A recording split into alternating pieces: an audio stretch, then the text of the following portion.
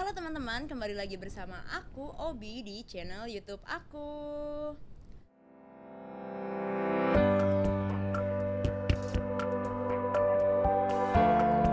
Oke teman-teman, pada kali ini kita akan membahas sedikit tentang teori informasi asimetri. Jadi jangan lupa tonton video ini sampai habis ya.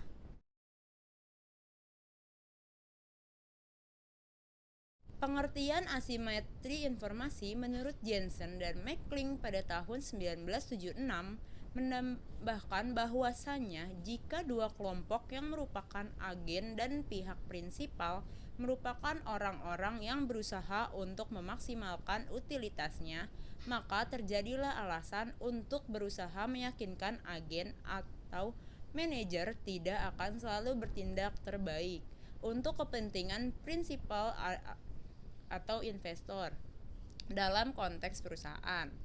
Selanjutnya, teori asimetris menurut Scott, yaitu salah satu pihak yang ikut atau turut serta dalam pasar seperti penjual misalnya akan mengetahui tentang suatu aset yang diperdagangkan kepada pihak lainnya, turut berpartisipasi dan tidak tahu. Informasi asimetris yaitu terjadi perbedaan informasi yang dimiliki antara investor dengan agen perusahaan, yaitu ketika investor memiliki informasi yang kurang lengkap sedangkan agen perusahaan memiliki informasi yang lengkap. Informasi asimetris dapat menyebabkan adanya kerugian bagi pihak investor, sehingga regulator selalu meminta agar perusahaan yang telah terdaftar di bursa untuk melakukan transparansi dan mengumpulkan seluruh informasi yang dimilikinya, agar tidak ada pihak yang dirugikan. Informasi asimetris mempelajari mengenai penerbitan saham dengan informasi asimetris melalui berbagai waktu. Akan tetapi, informasi yang berkualitas baik ditahan sampai harga pasar saham kembali normal dan selanjutnya diinformasikan kepada publik untuk mendapatkan penghargaan yang pada akhirnya akan meningkatkan harga saham perusahaan.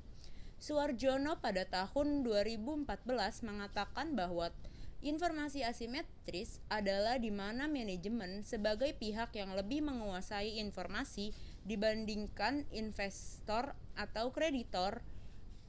Hal ini dikarenakan manajemen dan investor atau kreditor merupakan pihak-pihak yang hubungan kedua pihak tersebut dipandang sebagai hubungan keagenan yang dikhawatirkan akan menjadi asimetris informasi antara kedua pihak tersebut.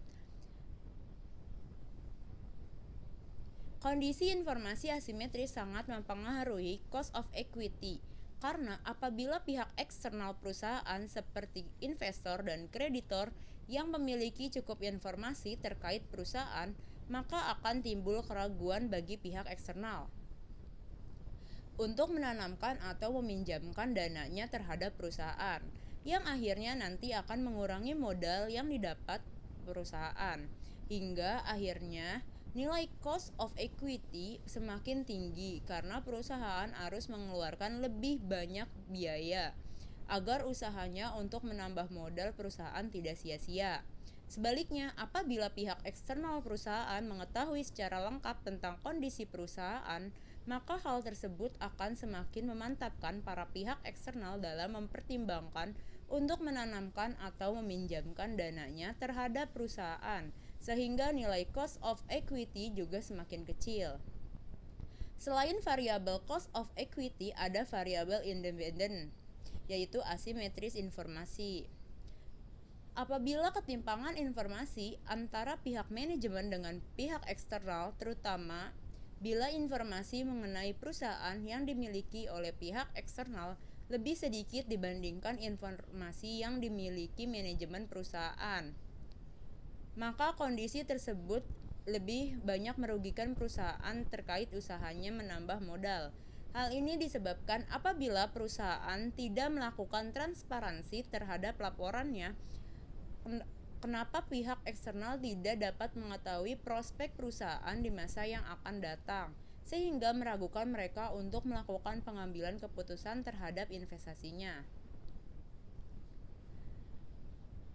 Kurang lebihnya mohon maaf. Sampai jumpa di video selanjutnya.